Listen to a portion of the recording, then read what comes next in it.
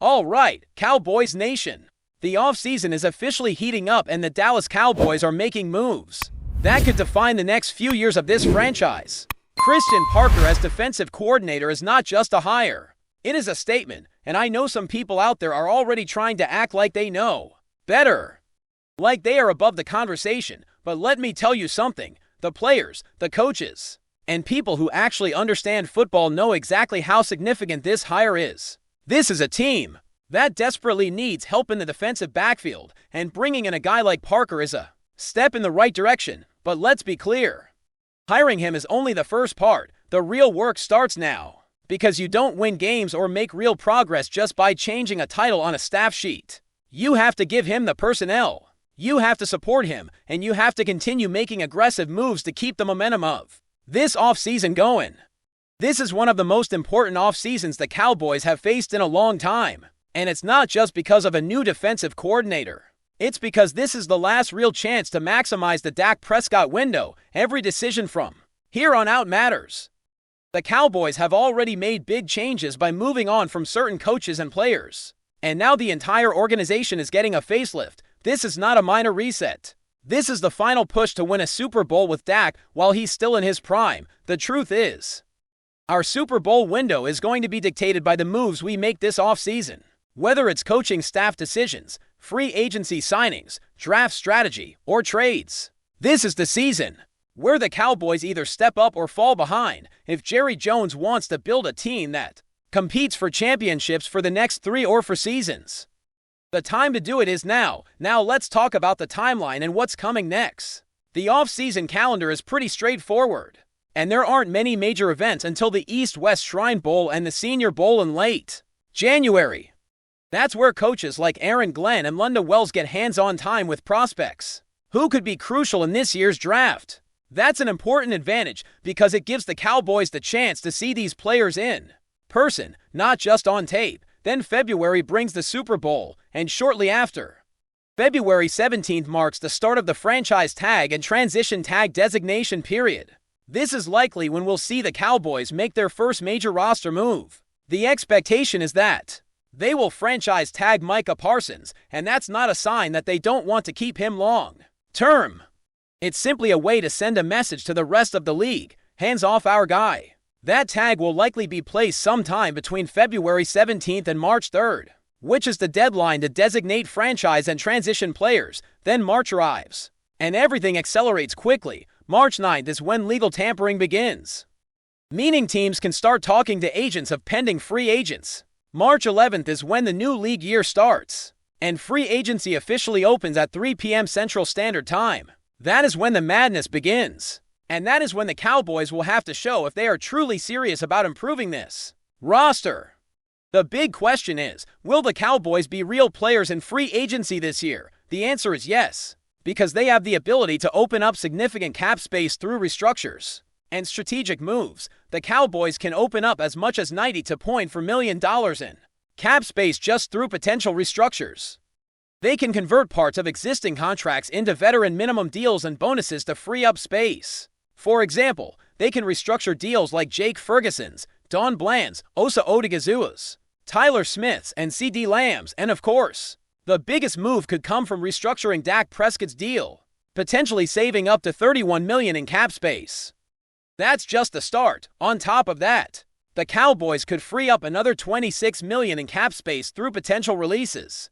Players like Malik Hooker and Terrence Steele could be cap casualties, which would open up additional room for the team to maneuver. Logan Wilson, on the other hand, is likely to stay because the Cowboys invested draft capital in him and still see him as part of the solution at linebacker. Now, when it comes to evaluating some of these players, it's important to be fair. Some guys like Kenneth Murray struggled last season, and his performance was a problem. But you can't judge everyone solely based on how they looked in a different defensive system.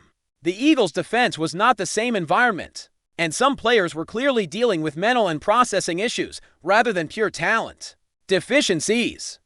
But what the Cowboys can do is open up space and restructure contracts in a way that allows them to make real upgrades, not just fill the roster with depth players. They need impact players, and that is where free agency becomes crucial. One of the first targets I would focus on is Trey Hendrickson. He is a high-impact pass rusher and could immediately improve the Cowboys' defensive line. If you land Hendrickson, you only need a couple more key additions in free agency to complete the puzzle. Another major target should be Minkah Fitzpatrick. The Dolphins may be willing to consider moving on, and if they do, the Cowboys should be ready to strike. Fitzpatrick would be a perfect fit with Christian Parker, who has a history of developing elite defensive backs. This is not just about filling positions. It's about building a system where young players can thrive under proven coaching, and this is where the bigger picture becomes clear. Christian Parker's track record is not just hype. He has developed some of the best defensive backs in the league, including players like Jaire Alexander, Justin Simmons, and others. The Cowboys are not afraid to sign veteran defensive players because they understand the value of experience, and that veteran presence is exactly what a young secondary needs.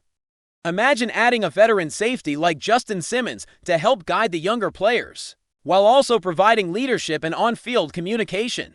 That kind of veteran presence can change a defense overnight if the Cowboys make these moves. Everything starts to align. The defense would have the coaching, the veteran leadership, and the young talent that can develop into something special. You pair that with strategic additions in the draft, and suddenly the Cowboys have a blueprint for success. The offseason becomes simple when the plan is clear and the connections are obvious. But if the Cowboys overcomplicate it, they risk wasting this opportunity. This is a window that doesn't come often, and it's a window that could close quickly if the wrong decisions are made. Now, let's get into the part that really matters: how the Cowboys should actually execute this offseason, and why the decisions they make in the next few months will determine whether this team is a true contender or just another squad with a lot of potential, but no follow-through. The biggest thing we have to understand is that this offseason is not about making noise. It is not about signing random players just to say you did something. This is about building a championship-caliber defense and giving Dak Prescott the supporting cast he needs to win at the highest level. You can't keep doing the same thing and expect a different outcome. The Cowboys have to be intentional. They have to be aggressive. They have to take advantage of the cap space they can create and bring in players who can immediately impact the game. If you look at the cap space potential, it is staggering. The Cowboys can open up a massive amount of room to spend on free agents and also to have the flexibility to draft the players they need.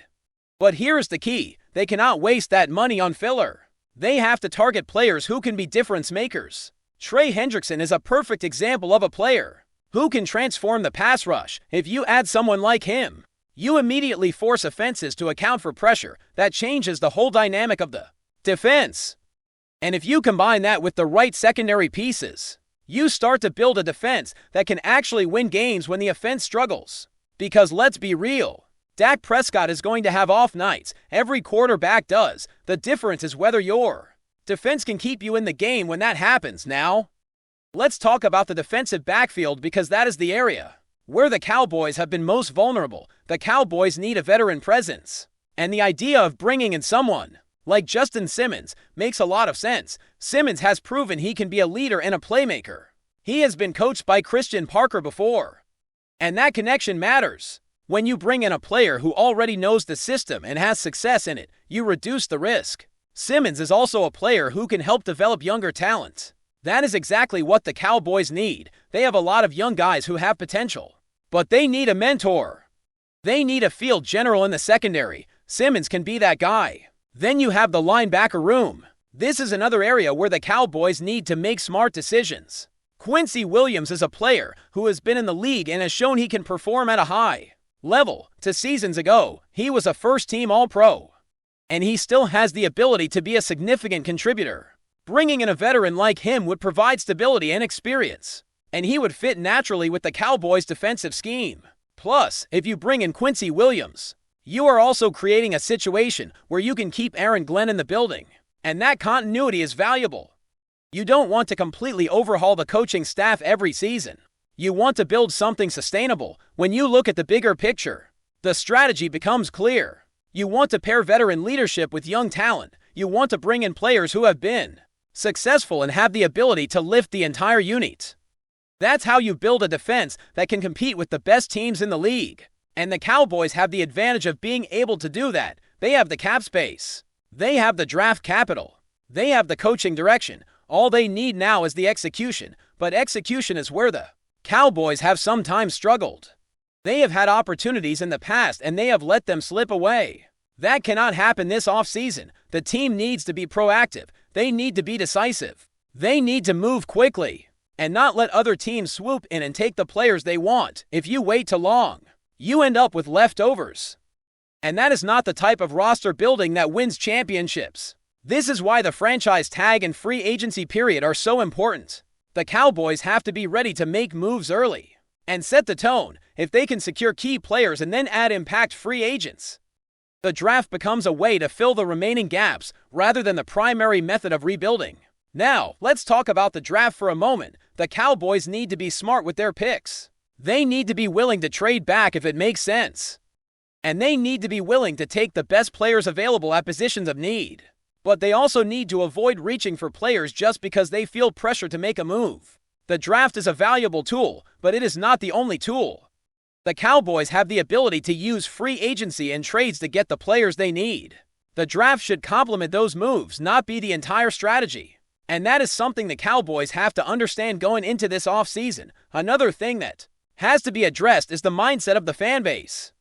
We have to stop acting like every offseason is a do-or-die situation. At the same time, we have to recognize that this is a critical moment. Last offseason was about growth and evaluation. We saw progress from certain players. We saw development from guys like Jalen Tolbert, Javonte Williams, and some of the younger talent. We also saw the team make tough decisions, moving on from players who were not part of the future. That was necessary, but now the Cowboys have to capitalize on what they learned. They have to build on the foundation that was laid. This is the season where they take the next step. The key to all of this is that the Cowboys have a plan. The plan is to build a defense that can win games, to bring in veteran leadership, and to develop young players. Under a proven defensive coordinator, Christian Parker is the missing piece in many ways. And now the Cowboys have to give him the tools to succeed. If they do, the future looks bright. If they don't, we will be back here next year having the same conversation, and nobody wants that. So the pressure is on, and the Cowboys have to deliver. The connections are there, the need is clear, the production is available. The Cowboys have everything they need to make this offseason one of the most impactful in recent history. But it is up to the organization to make the right choices, to stay focused, and to act with urgency, because time is not on our side. The window is closing, and the Cowboys have to act now. But before we continue, don't forget to subscribe to our channel and give this video a like. Your support helps us keep bringing you the latest updates on the Dallas Cowboys. Feel free to share your thoughts on the news in the comments as well. Shockwaves are echoing around the league after whispers began circulating that Terry McLaurin, the longtime face of the Washington Commanders offense, could be preparing one of the most controversial moves in recent NFL memory, according to growing locker room chatter and behind-the-scenes speculation. The star wide receiver may be on his way out of Washington, with the Dallas Cowboys emerging as a stunning and provocative destination. Nothing has been made official, but the mere idea is enough to inflame one of football's fiercest rivalries. McLaurin has built his reputation as a symbol of resilience, professionalism, and elite production despite constant changes around him, yet sources close to the situation suggest frustration has been quietly building, driven by uncertainty about the Commanders' long-term direction and a desire to compete immediately. At the highest level, Dallas, on the other hand, represents both opportunity and outrage. The Cowboys boast a high-profile offense, national visibility, and a system that could maximize McLaurin's precise route running and explosive speed. Pairing him with the Cowboys' existing weapons would instantly reshape the balance of power in the division and send a brutal message to Washington fans who have long embraced him as their own.